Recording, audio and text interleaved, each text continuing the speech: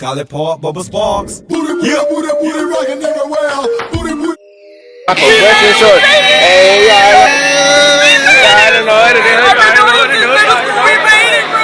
What's up, YouTube? It's Desi, and I'm back with another video, you guys. And this video, I'm going to talk about as far as for what's the best book to help you study as far as for medical assistant. I was able to check this book out again and just kind of show you guys. Now, when you get this version, you want to get the newest version, more so like the 2021. Now, this one is the 2017 version, but they also have the 2019 version. So I figured this book will help you out. But this is going to be the Kaplans Medical Assistant Exam Prep. So this book is going to help you guaranteed to pass your test, you guys. They give lookalike questions as far as for the NCCT. Also, they have a lot more in-depth questions as far as for making sure that you understand as far as for certain questions that'll be on the test. Like, say for instance, this being the heart flow, understanding which organizations go with what. Also, this is the actual readings for the vital signs, the normal one. So whenever someone asks what's the normal blood pressure for an adult, so basically for an adult, the blood pressure that's normal will be between 120/80. Usually it's basically, say for instance, 140/90 or 90/60. So that's basically kind of like the average blood pressure. Also, what's the average pulse for an adult? 60 to 100. Normal body temperatures, they have that on here too, 98.6. They just have a lot of information in this book, just to kind of go through a couple of them on here. So basically, whenever you're trying to just study a little bit more or get a higher score, this is definitely a book that's guaranteed on it. If you guys ever look and trying to wonder as far as for which edition this one is, it's going to be the 6th edition. Basically, I feel as if, like, if you guys get this book, you can kind of like have paper and pencil on the side and just kind of like test yourself. They have questions on here where you can kind of test yourself. They also have on here patient positioning. Remember, I tell you guys that's always important as well too. Supine, lithotomy position, all those type of things are very important. If you guys check any of my other videos with the NCCT, you guys will check down the link below. I kind of give you guys the lookalike type questions that's kind of like similar on the NCCT, but oh my goodness, y'all, this sun is blazing. But that can be able to help you out. They also have Sims position on here. They have prone position, needed chest position, lithotomy, like I said. These are important ones that you kind of want to get to know. And they also give you demonstrations on there. Also, they will give you as far as for the type of procedure that this position will be for. So say, for instance, the lithotomy position is similar to the dorsal position, except that the feet are placed in stirrups.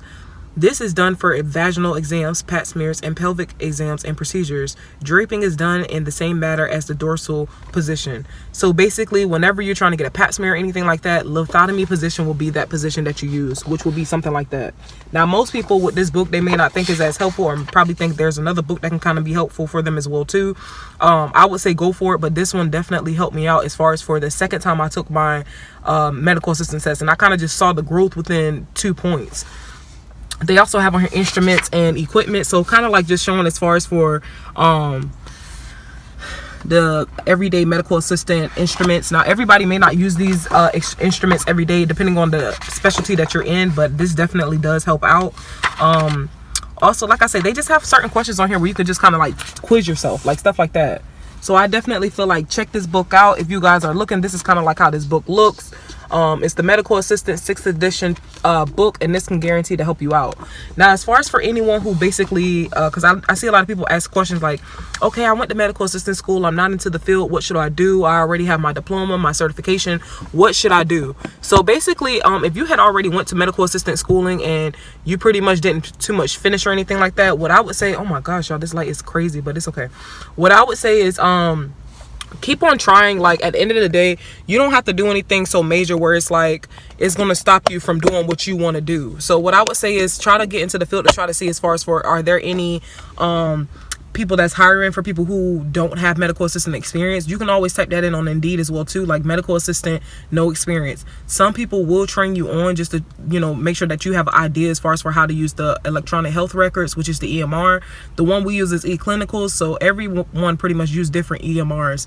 Also, what I would say as well too is if you already did all your credentials and everything for medical assistant and you're still trying to see if you want to like the field or anything, if you technically don't want to start off with medical assistant, try to get a job with CNA or phlebotomy. Sometimes they do hire medical assistants for CNAs just for the fact that you had already kind of got the credentials and everything like that.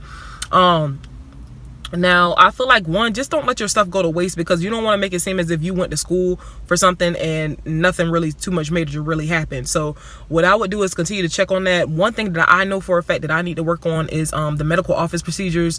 When I mean as in that, like administrative procedures, because, well, they're not procedures, but administrative work, basically, like understanding as far as for the co-insurance, co-benefits, premium, all those things like that. Like sometimes that stuff is confusing to me because I don't too much do front office work, but it's still good to have a memory as far as for everything that you need to know as far as for that. So again, you guys, if you go to your local library, don't forget the medical assistant prep book, Kaplans. This can pretty much help you out. Get the newest edition if you can. This is one of the books that kind of helped me out, and on top of that, I have seen plenty of good reviews on this book on Google, so I feel like this book can really help you out. Just take your time. You know, at the end of the day, medical assistant is not going anywhere. Just take your time, try to score best, try to score big, and I'm telling you, it'll all work out in your favor. Don't forget to like, comment, and subscribe, and y'all let me know as far as for, are there any other books of medical assistants you guys want me to check out to try to see if it's really worth your time. I definitely feel like this book is worth your time. I just feel like it's all up to you as far as for how you're going to study. Don't forget to like, comment, and subscribe, y'all, and y'all stay safe on this Tuesday. Have a good one, y'all. Peace.